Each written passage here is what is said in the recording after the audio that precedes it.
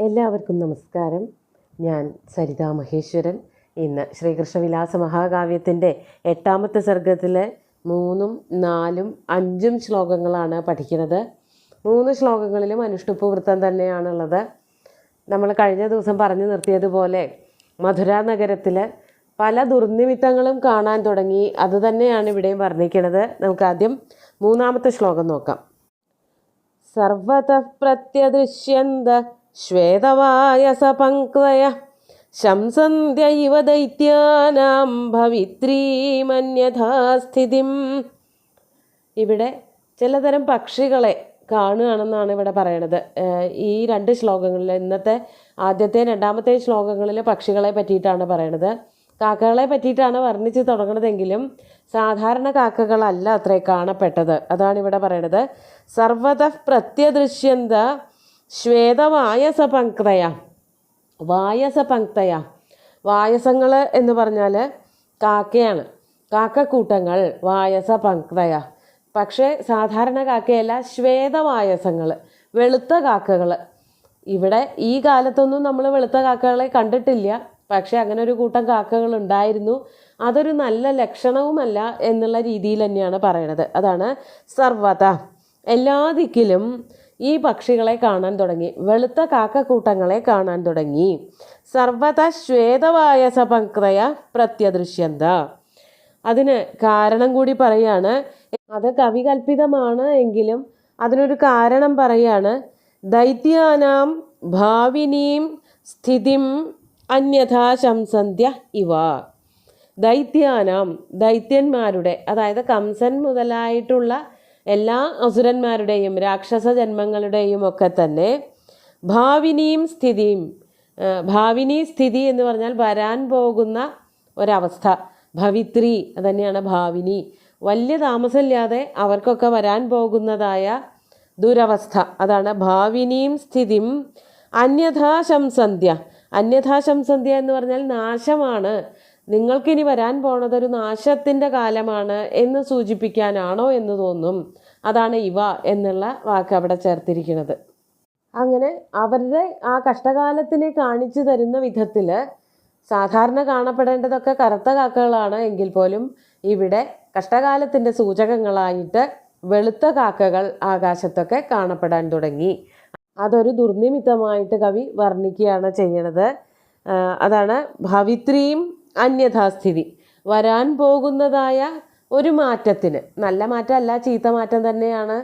വൈകാതെ തന്നെ കംസൻ്റെ മരണമാണ് സംഭവിക്കാൻ പോണത്. അതുകൊണ്ട് അസുരന്മാർക്ക്, അസുരജന്മങ്ങൾക്കൊക്കെ തന്നെ കഷ്ടകാലമാണ് ഇനി വരാൻ പോണത് എന്നുള്ളതാണ് സൂചിപ്പിക്കുന്നത്. ഇനി അടുത്ത ഒരു കൂട്ടം പക്ഷികളെ പറ്റി പറയുകയാണ്. 4ാമത്തെ ശ്ലോകം നോക്കൂ.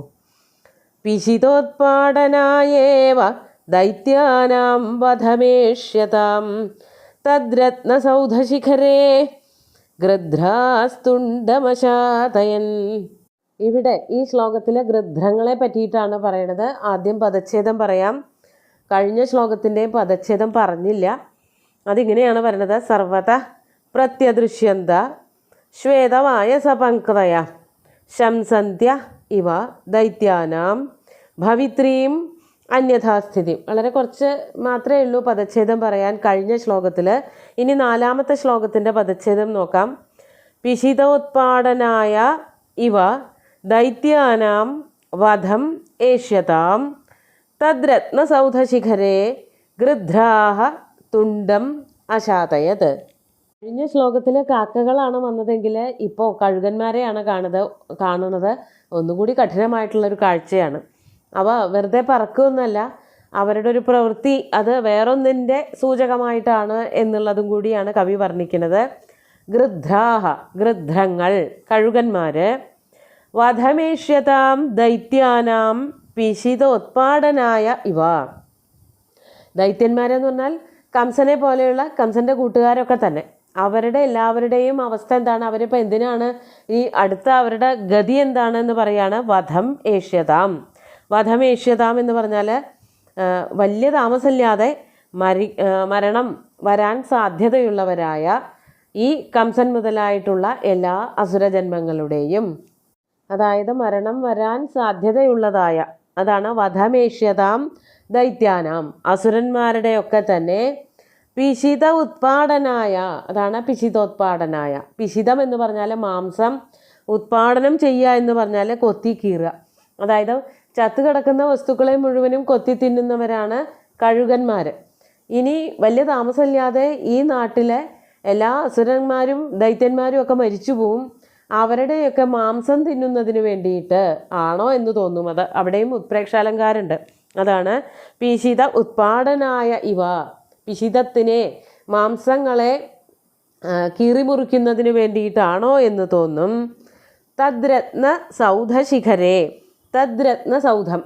തദ്രത്നസൗധം എന്ന് പറഞ്ഞാൽ കംസനെ പറ്റിയിട്ടാണല്ലോ പറഞ്ഞു വരണത്. അപ്പോൾ കംസൻ്റെ, തത് എന്നുള്ളത് കൊണ്ട് തസ്യ കംസസ്യ സൗധശിഖരേ രത്നസൗധശിഖരേ. രത്നസൗധശിഖരത്തിൽ കംസൻ വളരെ ധനാഢ്യനായിട്ടുള്ളൊരു രാജാവാണ്. വലിയ വലിയ മണിമാളികകളൊക്കെ പണിതിട്ടിട്ടുണ്ട്. അപ്പോൾ അതിൻ്റെ മുകളിൽ ധാരാളം രത്നങ്ങളൊക്കെ പതിച്ചു വെച്ചിട്ടുണ്ട്. ആ രത്നങ്ങളിൽ വന്നിരിക്കുകയാണ് ഈ കഴുകന്മാർ. അങ്ങനെ വന്നിരുന്നിട്ട് രത്നസൗധശിഖരത്തിൽ വന്നിരുന്നിട്ട് അവരെന്താ ചെയ്തത്? തുണ്ടം അശാതയൻ.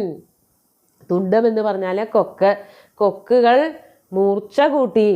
അതായത് ഒരു മൃഗങ്ങളെയൊക്കെ കൊല്ലാൻ പുറപ്പെടുന്ന ആൾക്കാർ അവരുടെ കയ്യിലുള്ളതായ വാളോ അല്ലെങ്കിൽ നല്ല കത്തിയോ മൂർച്ച വയ്പ്പിക്കുന്നത് പോലെ ഈ കഴുകന്മാരെ വരാൻ പോകുന്ന വലിയൊരു യുദ്ധം, അതിലുണ്ടാകുന്നതായിട്ടുള്ള മരണങ്ങൾ ഒക്കെ പ്രതീക്ഷിച്ചുകൊണ്ട് ആ മരിച്ചു പോകുന്നവരായിട്ടുള്ള രാക്ഷസന്മാരുടെ മാംസം കൊത്തി തിന്നുന്നതിന് വേണ്ടിയിട്ട് അവരുടെ ചുണ്ടുകൾ അല്ലെങ്കിൽ അവരുടെ കൊക്കുകൾ ഈ രത്നത്തിൽ ഉരസി മൂർച്ച കൂട്ടി എന്നാണ് പറയുന്നത്. വളരെ തീവ്രമായിട്ടുള്ളൊരു വർണ്ണനയാണ്. കേട്ടാൽ തന്നെ ഒരു ഭീതിതമായിട്ടുള്ളൊരു വർണ്ണന. വാക്കുകൾക്ക് പ്രത്യേകിച്ച് പേടിയൊന്നും തരാൻ പറ്റണില്ലെങ്കിലും അർത്ഥം വളരെ ഭയാനകമായിട്ടുള്ള ഒരു അവസ്ഥയിലേക്ക് നമ്മളെ കൊണ്ടെത്തിക്കുന്നു. അതായത് വരാൻ പോണ കാലത്തിനെ കണ്ടുകൊണ്ടാണെന്നുള്ള പോലെ ഇവിടെ കഴുകന്മാർ വന്ന് ഇരിപ്പുറപ്പിച്ചു, ഇവരെയൊക്കെ തിന്നു തീർക്കാൻ വേണ്ടിയിട്ട് എന്നൊക്കെ പറയുമ്പോൾ ഒരു ഭീതി സ്വാഭാവികമായിട്ടും വരുന്നുണ്ട്. നമുക്ക് അടുത്ത ശ്ലോകം കൂടി നോക്കാം. 5-ാമത്തെ ശ്ലോകം നോക്കൂ. കരിണീനാം കപോലേഷു മേചകേഷു മദാംഭസാ ഭ്രമരാണാമജായന്ത പാനഗോഷ്ഠ്യോ ദിനേ ദിനേ. ആദ്യം പദച്ഛേദം പറയാം. കരിണീനാം കപോലേഷു മേചകേഷു മദാംഭസ ഭ്രമരാണാം അജായന്ത പാനഗോഷ്ഠ്യ ദിനേ ദിനേ.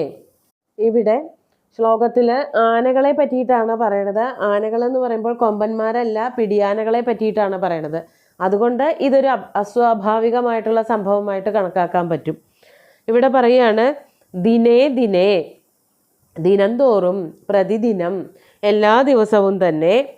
കരിണീനാം മേചകേഷു കപോലേഷു, കരിണികളുടെ, കരിണി എന്ന് പറഞ്ഞാൽ പെണ്ണാനകൾ, പിടിയാനകൾ, അവരുടെ കപോലങ്ങളിൽ കൂടെ, മേചകേഷു കപോലേഷു, മേചകങ്ങൾ എന്ന് പറഞ്ഞാൽ കറുത്ത നിറമുള്ള, മേചകം എന്ന് പറഞ്ഞാൽ ഈ അഞ്ജനക്കല്ലിനെയൊക്കെ പറയാറുണ്ട് മേചകം. നല്ല തിളങ്ങുന്ന കറുപ്പ് നിറമുള്ളതായ കപോലേഷു, കപോലങ്ങളിൽ കൂടെ, കവിൾത്തടങ്ങളിൽ കൂടെ, പെണ്ണാനകളുടെ മസ്തകത്തിൽ കൂടെ, മസ്തകത്തിൽ നിന്ന് പൊട്ടിയൊലിച്ചു വരുന്ന മദപ്പാടിനെ പറ്റിയിട്ടാണ് പറയണത്, മദജലത്തിനെ പറ്റിയിട്ട്. അതാണ് കരിണീനാം മേചകേഷു കപോലേഷു മദാംഭസ ഭ്രമരാണാം പാനഗോഷ്ഠ്യ അജായന്ത.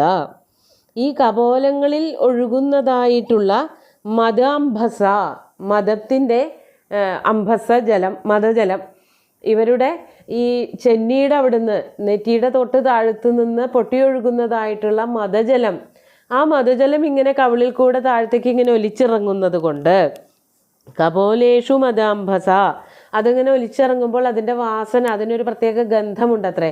ആ ഗന്ധം ശ്വസിക്കാൻ വേണ്ടിയിട്ട്, അത് നുകരാൻ വേണ്ടിയിട്ട് വണ്ടുകൾ വരാറുണ്ട്. ആ വണ്ടുകളെ പറ്റിയിട്ടാണ് ഇവിടെ പറയണത്. ഇതിൻ്റെ ഈ പൊട്ടി പുറത്തേക്ക് ഒഴുകുന്നതായ മദജലത്തിൻ്റെ ഗന്ധം കൊണ്ട് അവിടെ വരുന്നവരായ ഭ്രമരാണാം വണ്ടുകളുടെ പാനഗോഷ്ഠ്യ അജായന്ത, അവരുടെ പാനഗോഷ്ഠികൾ. പാനഗോഷ്ഠി എന്ന് പറഞ്ഞാൽ സാധാരണ പറയണത് ഈ മദ്യപന്മാർ, മദ്യം കഴിക്കുന്നവരൊക്കെ ഇങ്ങനെ വട്ടം ചുറ്റിയിരുന്ന്, കൂട്ടം കൂടിയിരുന്ന് ഇങ്ങനെ മദ്യം കുടിക്കണതിനെയാണ്, അങ്ങനത്തെ സഭകളെ പറയുന്ന ഒറ്റ വാക്കാണ് മദ്യഗോഷ്ഠി അല്ലെങ്കിൽ പാനഗോഷ്ഠി എന്നൊക്കെ. ഗോഷ്ഠി എന്ന് പറഞ്ഞാൽ മലയാളത്തിലെ ഗോഷ്ഠി എന്നല്ല അർത്ഥം, സഭ എന്നാണ്. അപ്പോൾ ഇവിടെ വണ്ടുകളുടെ പാനഗോഷ്ഠിയെ പറ്റിയിട്ടാണ് പറയുന്നത്. വണ്ടുകളെല്ലാം കൂട്ടം കൂടി ഈ മദജലത്തിന് ചുറ്റും ഇരുന്നു കൊണ്ട് അത് പാനം ചെയ്യാൻ തുടങ്ങി, അത് കുടിക്കാൻ തുടങ്ങി. അങ്ങനെ അതാണ് പാനഗോഷ്ഠ്യ അജായന്ത. ഒന്നും രണ്ടും ഒന്നല്ല, ആയിരക്കണക്കിന് വണ്ടുകൾ വന്നു, ആയിരക്കണക്കിന് ആനകളുടെ മദജലം നുകർന്നു എന്നാണ് പറയണത്. സാധാരണഗതിയിൽ കൊമ്പനാനകൾക്കാണ് ഇങ്ങനെ മദം പൊട്ടി ഒഴുകുകയൊക്കെ ചെയ്യാറുള്ളത്, പെണ്ണാനകൾക്ക് അങ്ങനെ വരാറില്ല. പക്ഷേ അത് ഇവിടെ വർണ്ണിച്ചത് ഒരു ദുർനിമിത്തമാണെന്ന് കാണിക്കാൻ വേണ്ടിയിട്ടാവണം. അങ്ങനെ ആനകളും അസ്വസ്ഥരായി, വണ്ടുകൾക്ക് പാനഗോഷ്ഠി ഉണ്ടാക്കാറായി, ആ രാജ്യം മുഴുവനും എന്തൊക്കെയോ കുഴപ്പങ്ങൾ വരാനുണ്ട് എന്നുള്ളൊരവസ്ഥയിലേക്ക് മാറിപ്പോയി എന്നാണ് കവി ഇവിടെ ഈ ഒരു ശ്ലോകം കൂടി വർണ്ണിച്ചുകൊണ്ട് നിർത്തുന്നത്. അടുത്ത ശ്ലോകം മുതൽ അതിനെപ്പറ്റി കംസൻ ആലോചിക്കുന്ന ഒരു കഥയൊക്കെയാണ്, ആ ഭാഗമൊക്കെയാണ് വർണ്ണിക്കുന്നത്. ഭോജരാജാവിൻ്റെ അവസ്ഥകൾ, അതുപോലെ തന്നെ മധുരയുടെ ചില ദുർനിമിത്തങ്ങൾ, മധുരയിൽ വന്നു ചേർന്നതായിട്ടുള്ള ചില ദുർനിമിത്തങ്ങളെ പറ്റിയിട്ടൊക്കെ ഇവിടെ പറഞ്ഞു കഴിഞ്ഞിരിക്കുകയാണ്. നമുക്ക് 3 ശ്ലോകങ്ങളും ഒന്നുകൂടി ചൊല്ലി നോക്കാം. സർവതഃ പ്രത്യദൃശ്യന്ത ശ്വേതവായസപങ്ക്തയ ശംസന്ത്യ ഇവ ദൈത്യാനാം ഭവിത്രീമന്യഥാ സ്ഥിതിം പിശിതോത്പാടനായേവ ദൈത്യാനാം വധമേഷ്യതാം തദ്രത്നസൗധശിഖരേ ഗൃധ്രാസ്തുണ്ടമശാതയൻ കരിണീനാം കപോലേഷു മേചകേഷു മദാംഭസാ ഭ്രമരാണാമജായന്ത പാനഗോഷ്ഠ്യോ ദിനേ ദിനേ. ഇനി ബാക്കിയുള്ളത് എന്തൊക്കെയാണ് കംസൻ ചെയ്യാൻ പോണത് എന്നുള്ളത് അടുത്ത ദിവസം നോക്കാം. സുന്ദരമായിട്ടുള്ള 3 ശ്ലോകങ്ങളും ഭഗവാന്റെ കാൽക്കൽ അർപ്പിച്ചുകൊണ്ട് ഗുരുവായൂരപ്പനെ സാഷ്ടാംഗം നമസ്കരിച്ചുകൊണ്ട് എല്ലാവർക്കും ശുഭദിനം നേർന്നു നിർത്തട്ടെ. നന്ദി.